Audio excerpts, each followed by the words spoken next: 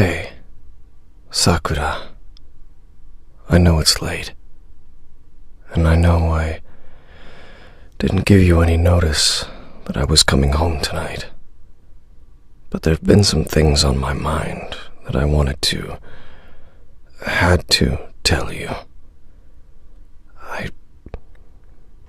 I'm not used to speaking like this. I don't know how to express my feelings. Damn it. With you turned away from me on the bed right now, I'm not even sure if you're awake. Doesn't matter. If you are awake, don't say anything. And if you aren't, maybe this will all be like some part of a beautiful dream. I often dismissed you, but it's because I was afraid of my feelings for you. I couldn't let you get in the way of my quest for revenge, my mission. I was mean to you because I liked you. Look at me in Naruto. The forehead thing was silly. I love your forehead. You're a healer. I'm a destroyer. We'd balance each other out. In fact, without my Sharingan, your genjutsu is much more powerful than mine. I pushed everyone away, but you always gave me all your love. You're not annoying, and I forgive you for what you said about Naruto not having parents. When you touch me, I blush. I can't control it, but I could ignore it. You see that I wasn't as cold-hearted as I needed to be, and I couldn't have anyone see that. People saw it as a weakness. I opened up to you about my past. I don't know why. You make my body just move on its own. I'm not always in control around you. You confuse me.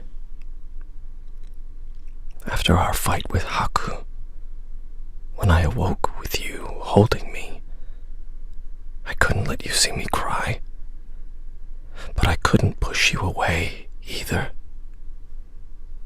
You became my family, and in the end, I had to make you even more. I couldn't understand romantic love before. My mind was clouded. That's why I had to compliment you, recognize your accomplishments during the Chunin exam, because you never would have. It was what I always would have wanted my father, or even my big brother Itachi, to say to me. I'm sorry I've treated you the way I have, but I guess, in a way, it's helped you, fueled you to work harder for my attention, for my approval. We're not really that different, you and I. I know exactly how you feel. I sometimes wonder what might have happened that day in the forest of death if you hadn't been there to inspire me to action. Would I have let Orochimaru kill me? And then, what they did to you, I couldn't let them get away with it.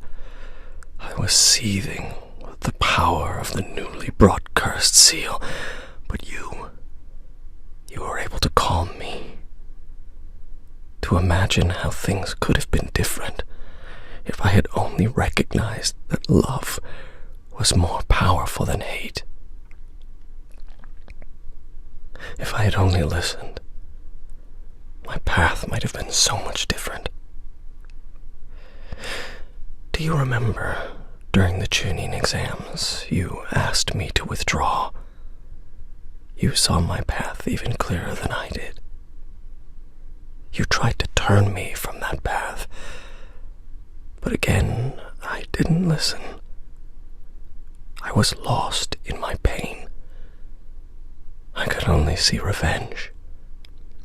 I was still the avenger. Am I strong? I asked. That was all that mattered.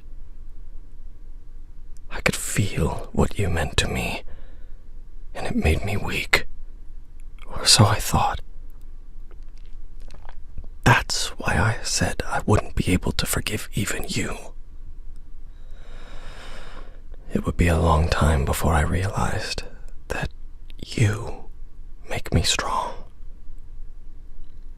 Again, when Gara had me dead to rights, you put yourself in harm's way to protect me. It made Gara hesitate, and it gave me the strength, again, to come back, to forgo revenge for a moment so that I wouldn't see another person that I love die before my eyes again.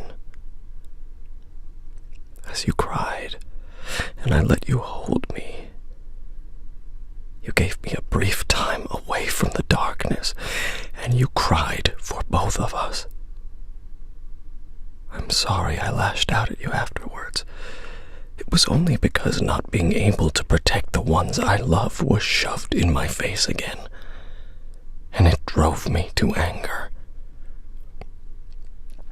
I left the village so that I could gain the power it would take to protect you, to protect us all, like I couldn't protect my own family, my own brother. And that's why I wouldn't let you come with me, let you help me take revenge. I loved you so much in that moment, I almost said yes. To have a partner in my quest, to not continue the pain of my loneliness. But I knew it would be dangerous. I had to protect you. I had to do it alone. That's why I told you you were annoying. Why I left you behind. Even though all I wanted was to say yes, come with me, take you into my arms. I had to break my bonds. With you, with Naruto, with the village. Having too many bonds causes one to lose focus, and I couldn't lose focus. In the years that followed that moment, I only sunk deeper into darkness. Without you and Naruto, there was nothing to keep me afloat. But I wanted that. And when I saw you again, it had been too long. I had been too long in the darkness. Thank you for not forgetting me, like I forgot you. You saved me again. But you have to understand, Itachi was there first. I lost him, my family, and the leaf was to blame. I couldn't see past that. Past avenging my clan, cleansing the Uchiha name. I had to come through the other side of this darkness to fight you and Naruto, to then fight alongside you again.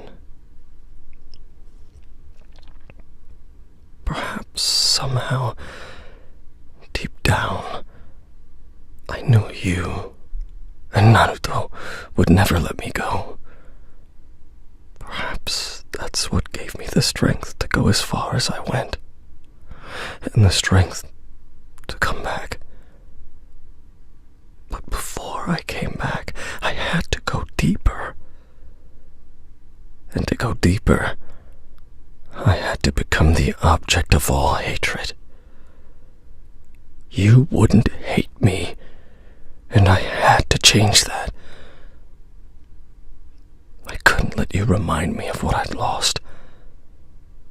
I couldn't have you follow me into the darkness. That's why I had to put you under such a powerful genjutsu. And so, after our fight with Kaguya, after everything, I couldn't just forget what had happened, what I had done. I needed to pay for my crimes, or I'd never have been able to someday ask for your forgiveness, to come home. So, I guess what I'm trying to say, in my own fashion, is I'm sorry. And I love you. I've always loved you. I'll never be easy. I'll never be